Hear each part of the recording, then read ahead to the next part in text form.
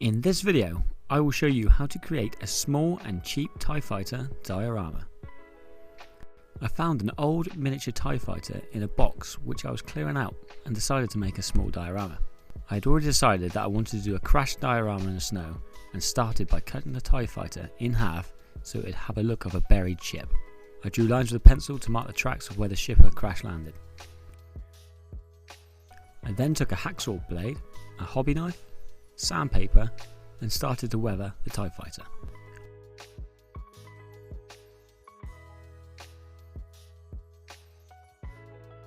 I decided to glue some random pieces of MDF I had lying around and use them as rocks.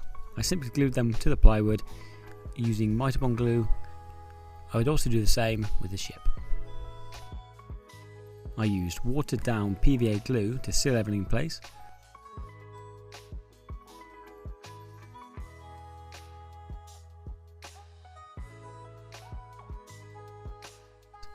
Then the next step was to move on to modelling compound, which I mixed up using a small amount of water and applied to the whole model.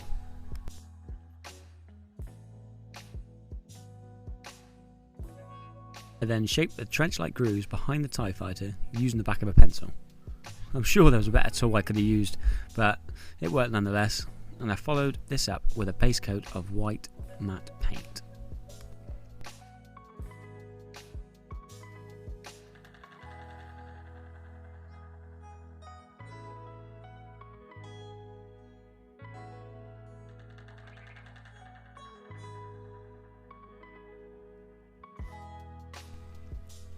I then used a cheap brown acrylic paint to mark where the rocks were and where the soil had been shifted. This was then applied using an old cheap brush.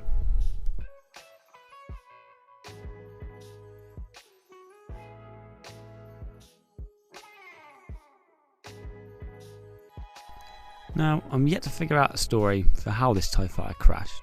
I was thinking this could have taken place moments before the rebel fleet had escaped the Empire on Hoth in The Empire Strikes Back, but I'd love to hear your story on what you think happened to this TIE fighter. Please comment below, I'd love to read them.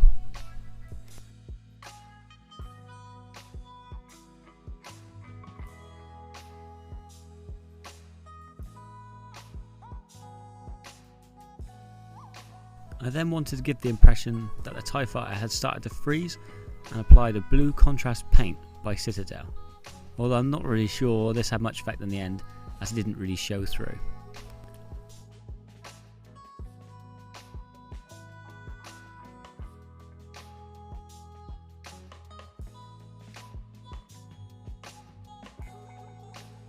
I then followed this up by dry brushing and off-white to create more depth in the rocks and tried to create a drift effect on the TIE on its wings.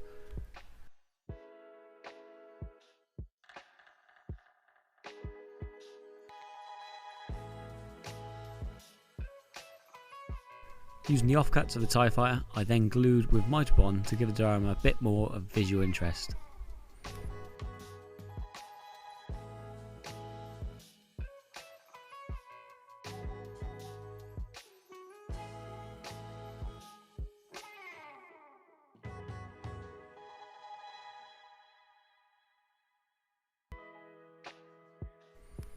It was then time to add the snow. Now, I used Geek Gaming snow powder, which I found easy to work with and easy to apply.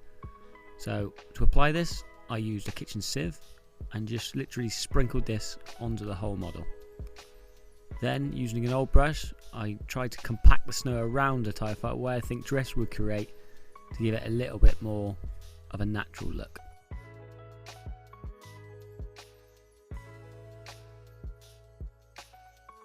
I went back and applied a second layer of snow, but in hindsight I don't think it needed as much as what I thought it did, as it then started to lose some of the details that I'd already created on the TIE fighter.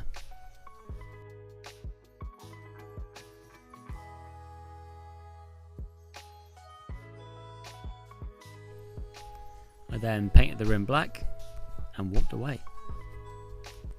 Now, I'm by no means an expert when it comes to creating dioramas, but I'm using this channel as a bit of a diary to track my progress throughout the years, and if you'd like to come along the journey with me, Please click that subscribe button and like the video if this inspired you to pick up a brush and have a go yourself. This has been Secret Diorama, and I'll see you in the next one.